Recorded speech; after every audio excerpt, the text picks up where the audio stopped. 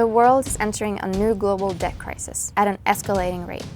The global amount of sovereign debt has never been higher, and many countries are in danger of defaulting on their loans. Some are already in crisis. Countries should be able to spend money on basic public services, such as healthcare and education, and invest in infrastructure projects such as roads, water, and power supply, in order to reach the UN development goals. But when the debt burden of a country is too high, the government has to cut these services to repay its loans instead. And the people have to live with the consequences. We have seen this before. In the late 1970s, debt in many countries surged rapidly. The first country unable to repay its loans was Mexico in 1982. Soon after, other countries followed. Something had to be done. However, it took a long time to agree on a solution.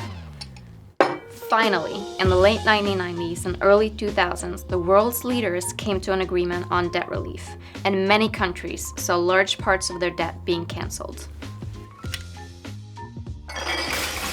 Unfortunately, this turned out to be a one-time solution rather than a structural change addressing the root causes of the crisis. So what did we learn? The previous crisis was an opportunity to create rules and structures to regulate the accumulation of state debt and reduce the chance of new debt crises. But this never happened. And so now we find ourselves in the same situation.